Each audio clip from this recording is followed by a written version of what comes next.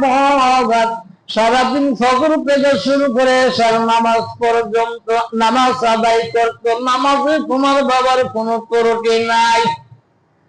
এশার নামাজ শেষ করিয়া মানুষ গুনা ঘুমাইছে, তোমার বাবা অল্প সময় আমি নবীর উপরে দৌড়ে পড়েছি। কি পড়েছে? তোমার বাবা অল্প সময় আমি নবীর উপরে দরুদ সালাম প্রেরণ করেছি।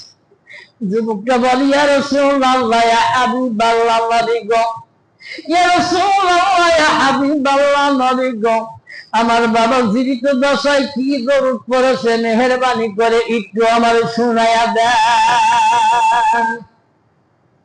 আল্লাহ নবী ডাক দিয়ে কয়, যুবকরে তোমার আব্বা দুনিয়ার জিন্দেগিতে 5 ওয়াক্ত নামাজ আদায় করেছে, এশার নামাজ আদায় করছে, এশার সালাত আদায় কর। সকল মানুষগুলো যার যার মতো মসজিদ থেকে বাড়িতে চলে গেছে, তোমার বাবা বাড়িতে যায় নাই। তোমার বাবা বাড়িতে না গিয়া ওই মসজিদের এক কোণে বসে আমি নবীর উপরে দরুদ তেলাওয়াত করেছে। আল্লাহুম্মা সাল্লি আলা সাইয়্যিদিনা মুহাম্মাদিন নাবিয়্যিন সাল্লাল্লাহু আলাইহি ওয়াসাল্লাম। তোমার বাবা আবার একটা দরুদ পড়েছে, আল্লাহুম্মা সাল্লি আলা সাইয়্যিদিনা মুহাম্মাদিন ওয়াসিলাতি ওয়া ইলাইকা ওয়ালিহি ওয়াসাল্লাম। শুধু তাই নয়, তোমার বাবা 3 নাম্বার দরুদ তেলাওয়াত করেছেন, আল্লাহুম্মা সাহিবিন নবী সাল্লাল্লাহু আলাইহি ওয়াসাল্লাম, আল্লাহুম্মা সাহিবিন নবী সাল্লাল্লাহু আলাইহি ওয়াসাল্লাম। তোমার বাবা শুধু 3 নাম্বার দরুদ পড়ে শেষ করে নাই। তোমার বাবা যত দরুদ পড়েছে সর্বশেষে আমার আল্লাহর দরবারে যখন 2খানা হাত তুলে প্রার্থনা করতে গেছে, আল্লাহর দরবারে প্রার্থনা করার পূর্বে আমি নবীর রওজায় এই সালাম পাঠানোর পূর্বে তোমার আব্বা দরুদে ইব্রাহিম না তেলাওয়াত করে দরুদ পাঠায় নাই। এই আমলগুলো কি কষ্ট?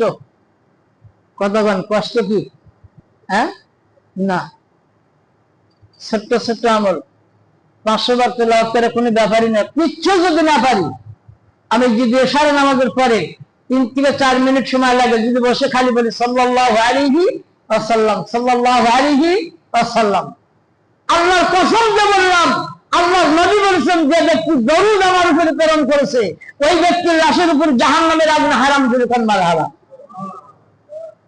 আল্লাহ তাআলা যদি সময় দেয় আগামী জুমাতে আলোচনা করব বিস্তারিত বুঝায়া কেন আগুন দরুদওয়ালা ব্যক্তিকে ধরতে পারে না, কোন কারণে ধরতে পারে না, এটা জানার দরকার আছে না?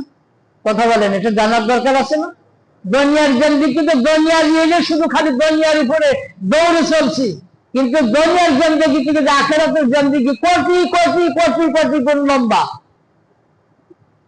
আর সেই কোটি কোটি গুণ লম্বা রাস্তায় সুখে এবং শান্তিতে থাকার জন্য আল্লাহ দুনিয়ায় প্রেরণ করেছে।